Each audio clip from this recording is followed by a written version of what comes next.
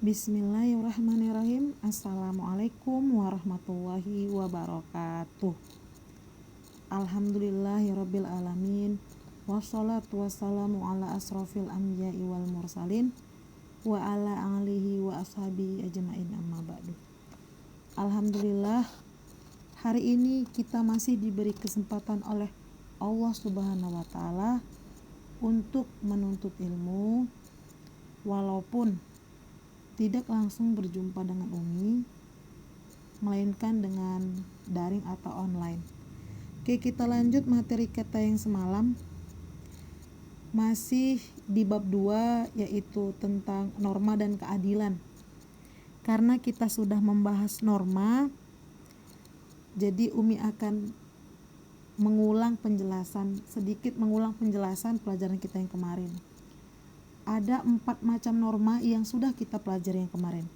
Yang pertama ada norma agama, yang kedua ada norma kesusilaan, yang ketiga ada norma kesopanan, dan yang keempat ada norma hukum. Jadi Umi harap kalian masih mengingat pelajaran kita yang kemarin tentang 4 norma tersebut dan kalian aplikasikan ke kehidupan sehari-hari.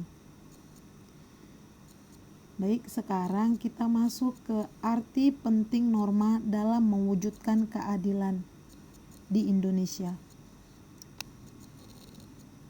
Aturan dalam masyarakat memiliki arti penting bagi terciptanya ketertiban dan keharmonisan masyarakat. Norma dalam masyarakat terbentuk karena ada berbagai perbedaan individu.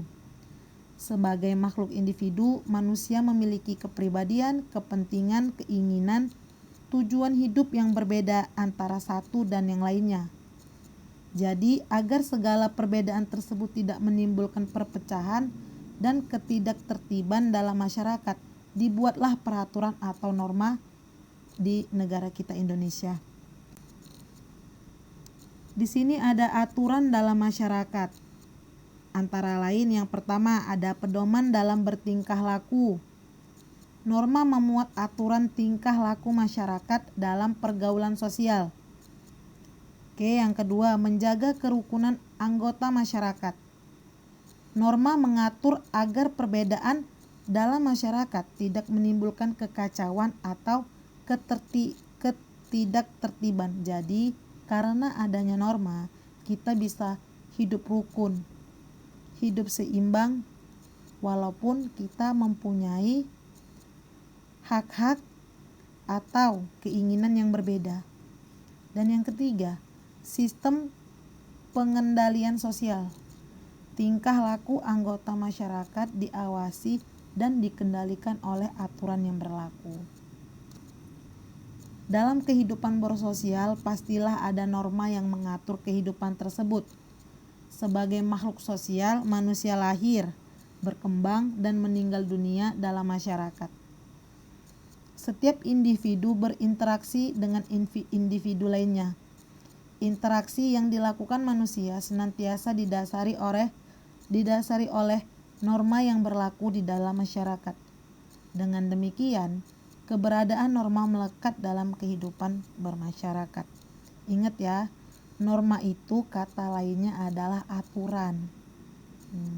Jadi, jika ingin hidup di dalam masyarakat yang harmonis, terus seimbang antara masyarakat satu dengan masyarakat yang lainnya, jadi kita harus mentaati norma atau peraturan yang ada.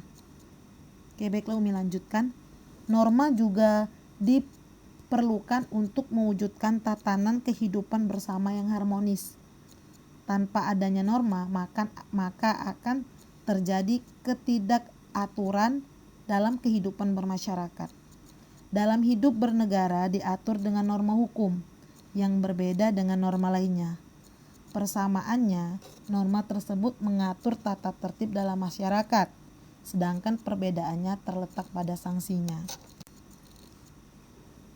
Dalam kehidupan bernegara, norma hukum memiliki peranan yang lebih besar karena mengikat dan memaksa seluruh warga negara serta para penyelenggara negara. Ini diingat ya, pada pasal 1 ayat 3 Undang-Undang Dasar Negara Republik Indonesia tahun 1945 menyatakan bahwa negara Indonesia adalah negara hukum. Apa yang dimaksud dengan negara hukum? Di sini akan Umi jelaskan. Negara hukum adalah negara yang mendasarkan segala sesuatu, baik tindakan maupun pembentukan lembaga negara pada hukum tertulis atau tidak tertulis. Selanjutnya, menurut AFDC, negara hukum mengandung 3 unsur sebagai berikut. Yang pertama ada supremacy of law, tidak boleh ada kesewenang-wenangan. Selanjutnya, equality before of law, setiap orang sama di depan hukum tanpa melihat status atau kedudukannya. Dan yang ketiga, human rights, diakui dan dijaminnya hak asasi manusia dalam undang-undang atau keputusan pengadilan. Sebagai negara hukum, tentu Indonesia menerapkan aturan hukum dalam penyelenggaraan pemerintahan dan dalam kehidupan bermasyarakat, berbangsa, dan bernegara. Norma hukum tidak dapat berjalan sendiri untuk mencapai tujuan keadilan. Maka diperlukan alat-alat perlengkapan negara yang berwenang seperti polisi, jaksa, dan hakim. Jadi norma hukum ini berjalan, ada bantuan dari polisi, jaksa, hakim, dan lainnya. Paham ya? Secara garis besar, fungsi norma hukum sebagai berikut. Yang pertama, fungsi hukum memberikan pengesahan atau legitimasi terhadap apa yang berlaku dalam masyarakat. Yang kedua, fungsi hukum sebagai alat rekayasa masyarakat.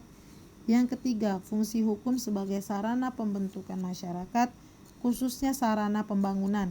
Dan yang terakhir, fungsi hukum sebagai senjata dalam konflik sosial. Mewujudkan keadilan merupakan salah satu teori tertua dari tujuan hukum. Dalam kehidupan sehari-hari terdapat ungkapan yang berkenaan dengan keadilan seperti hendaklah keadilan ditegakkan walaupun langit runtuh. Ini kata-kata kiasannya. Keadilan berasal dari kata adil. Dalam Kamus Besar Bahasa Indonesia, keadilan berarti tindakan. Keadilan berlandaskan bahwa manusia tidak diberlakukan sewenang-wenang, tetapi sesuai dengan haknya.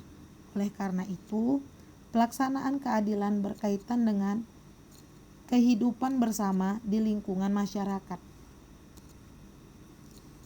Di sini ada nilai-nilai keadilan harus terwujud dalam kehidupan bersama sebagai berikut. Yang pertama ada keadilan distributif. Apa itu keadilan distributif? Suatu hubungan keadilan antara negara terhadap warganya. Dalam arti pihak negara yang wajib memenuhi keadilan dalam bentuk keadilan membagi dalam bentuk kesejahteraan, bantuan, subsidi, dan kesempatan hidup bersama yang didasarkan atas hak dan kewajiban. Yang kedua, keadilan legal. Keadilan legal yaitu hubungan keadilan antara warga negara terhadap negara dan pihak warga negara wajib memenuhi keadilan dalam bentuk mentaati peraturan perundang-undangan yang berlaku. Yang ketiga, keadilan komutatif. Keadilan komutatif yaitu suatu hubungan keadilan antara warga satu dengan yang lainnya secara timbal balik. Baiklah. Mungkin sampai sini dulu penjelasan dari Umi. Jika ada yang ingin ditanyakan, silahkan langsung bertanya sama Umi. Umi harap kalian paham dan mengerti apa yang sudah Umi jelaskan.